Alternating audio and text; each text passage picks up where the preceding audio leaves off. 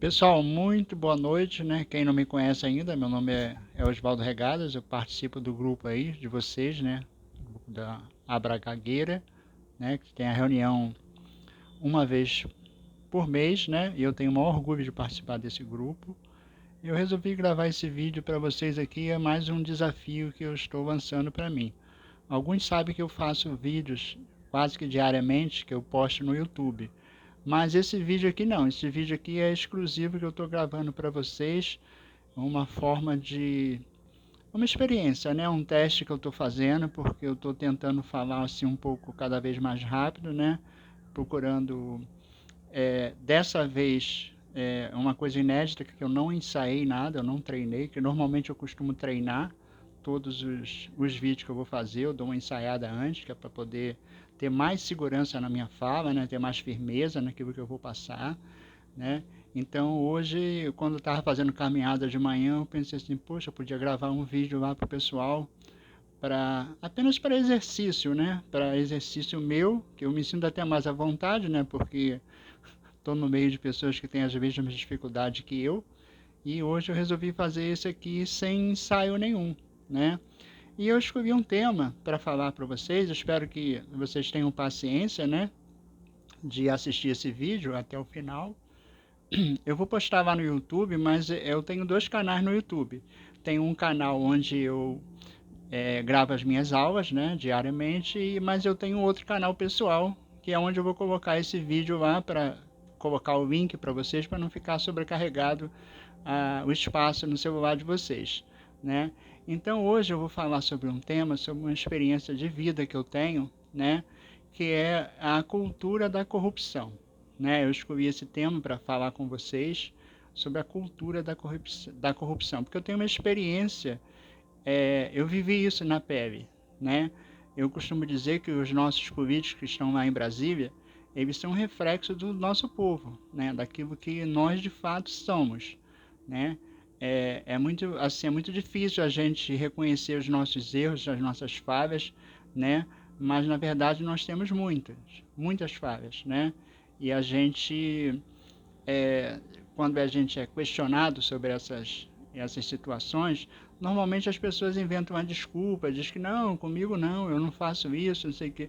Mas no fundo, é, a grande maioria, né, vamos botar aí mais de 90% das pessoas, elas têm alguns desvios de conduta, né, que na maioria das vezes é uma forma de corrupção, né, e isso é proporcional ao cargo, à posição que a pessoa ocupa, né. Então eu vou contar a minha experiência aqui para vocês, que eu acho, ao mesmo tempo que eu tenho uma certa vergonha das coisas que eu tive que passar, eu, eu tenho a coragem de contar, né? Mesmo eu, porque eu vou explicar para vocês, vocês vão entender direitinho. Bem, eu quando eu comecei a minha carreira profissional, comecei como auxiliar de escritório, né, numa empresa grande. Enfim, as lojas, né, onde eu atuava é a ponta, né, onde tudo que começa, né, a empresa, o que gera renda para a empresa, o coração das empresas são as lojas, né, através das vendas das lojas, do faturamento das lojas, é que a empresa ela, ela tem toda a estrutura em função daquilo que é gerado na própria lojas. Então eu costumo dizer que as lojas é o coração da empresa, né? Então, eu na minha experiência de auxiliar de escritório, né, eu comecei numa empresa há muitos anos atrás, é, eu lidei com diversas situações, né? Uma situação em que às vezes a gente precisava ter que mentir para o cliente. Isso já foi uma coisa que me deixou um pouco constrangido, né? Porque a empresa na época dizia para os clientes que davam os brindes e que esses brindes eram descontados nas prestações, nos juros das prestações. Só que na verdade não havia desconto algum. O cliente estava de fato pagando esses brindes, né? Então isso era uma coisa que já começou a me deixar constrangido havia no início da minha atividade profissional, quando eu tinha 18 anos de idade. E aí eu fui crescendo dentro da empresa, né?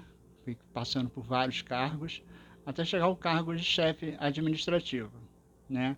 cheguei a ter bastante funcionário como chefe administrativo, e acontecia um fato. Todo período de final de ano, a empresa costumava contratar aqueles extra-natal, né? Aquelas pessoas que era para poder auxiliar no período de Natal, onde tinha um movimento de venda bem maior. E aí o que acontecia? Sempre quando chegava nas vésperas de Natal, a empresa já pedia para apresentar alguns funcionários, né? Isso já era uma coisa terrível, porque às vezes aqueles mais novos que entravam, eles mostravam uma capacidade bem superior aos funcionários que já estavam. E você, como chefe, eu tinha a responsabilidade de escolher o melhor para ficar, né? E o pior para sair, né? Isso nas vésperas de Natal. Às vezes a gente fazia festa de amigo oculto, e você já tinha o nome em mente, já que você ia demitir. Às vezes você tirava no amigo oculto essa pessoa, que na semana seguinte ela estava demitida. Isso era uma coisa muito terrível também, mas que acontecia na maioria e acontece ainda na maioria das empresas, né? Uma das coisas também que me deixava chateado é que quando havia falta no caixa é, das operadoras, a empresa não admitia que faltasse dinheiro. Algumas vezes as operadoras com dificuldades financeiras, elas não tinham dinheiro para repor, né? E às vezes mandava o caixa faltando. E a empresa no dia seguinte ligava pedindo para demitir o funcionário, porque faltava, às vezes era R$ 1, R$ 2, um valor bem insignificante, né? E isso me deixava bastante chateado, certo? Porque é um valor tão pequeno que a pessoa poderia repor depois, mas eles não admitiam isso. E aí eu, às vezes sabendo, quer dizer, sabendo, né, que aquele funcionário às vezes passava por dificuldade financeira, né, que tinha filho pequeno, essas coisas todas, ainda assim eu recebia a ordem da administração central de demitir esse funcionário, né? Isso era uma coisa terrível, né? E aí, enfim, mas era ela ou eu, não tinha outra saída. E aí eu fui crescendo, né, dentro da empresa, fui passando por vários cargos, até eu chegar a assistente de diretoria. Bem, aí que comecei a entender realmente o funcionamento da máquina.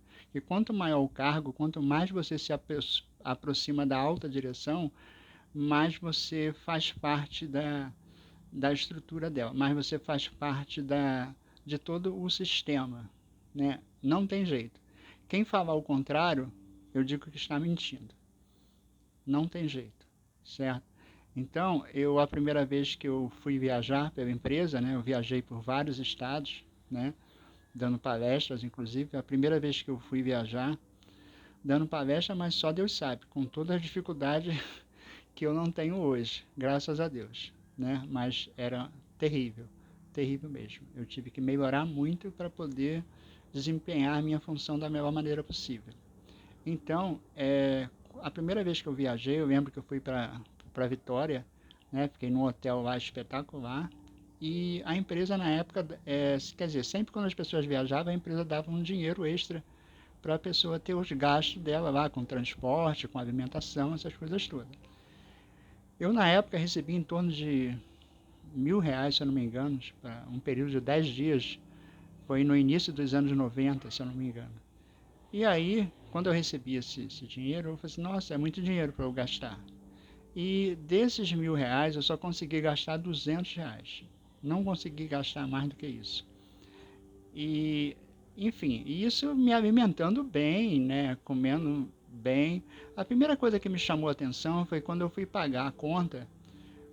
O responsável lá pelo restaurante, o gerente do restaurante, falou assim: ah, o senhor quer uma nota de quanto?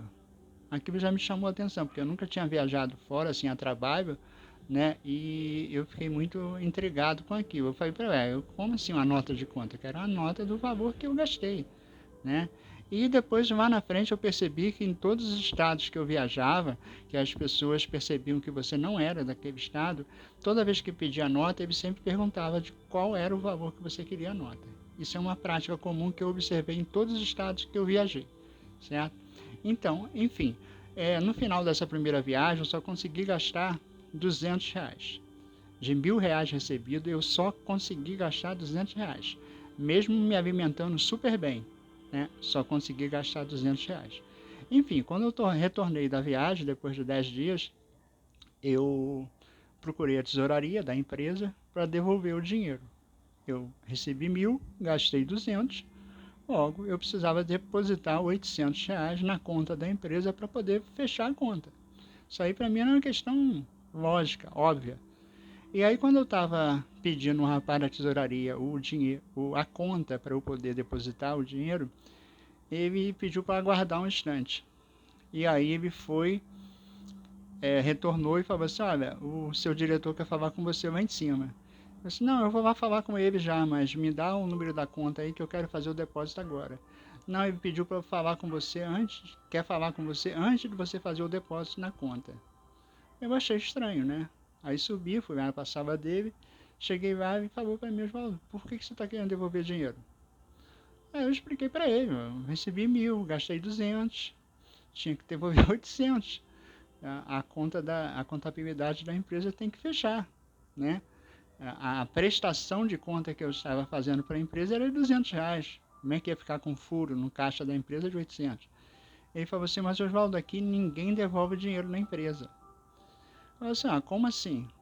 É a primeira vez que eu tô viajando. É, a primeira vez que eu viajo pela empresa, vai ficar faltando esses R$ 800? Eu disse, não, você não pode devolver esse dinheiro. Tá, mas e aí como é que eu faço? Eu fico com dinheiro, não preciso depositar, como é que eu faço para poder fechar o caixa? Eu disse, não, é, você faz o seguinte, você dá um pulo lá na contabilidade, procura fulano de tal, que ele vai fazer umas notinhas lá para você e vai para poder fechar a sua conta. Você, mas como assim notinha? Ele vai fazer um recibo lá, avulso lá de táxi, como se você estivesse viajando de táxi, né? E tudo, e aí vai bater a conta. Eu falei assim, pô, mas isso não está certo. Ele disse, não, Oswaldo, todo mundo na empresa faz isso. Eu já trabalhei em mais de 10 empresas. Inclusive, em umas 4 ou 5 eu trabalhei como diretor. Todas as empresas fazem isso, é um procedimento normal. Você deve ter, quando você viajou, quando você foi em restaurante para pedir a conta, provavelmente alguém te perguntou quanto que você queria a nota. Assim como um taxista também perguntou se você queria um recibo a mais. Eu falei assim, de fato, eu observei isso, só que eu achei que não era uma coisa normal. Aí ele falou assim, não, absolutamente normal. Eu compreendo você, eu sei que você está chegando assim com um cargo mais elevado agora, né? Mas é o sistema, cara, funciona assim. Em toda empresa que você for, uma grande empresa, que você receber alguma grana, todo mundo vai fazer isso. É um procedimento normal.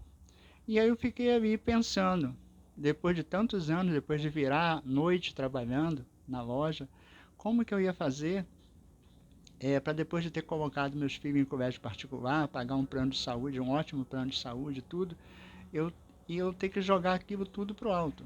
E ele falou assim, ó, mas não tem jeito.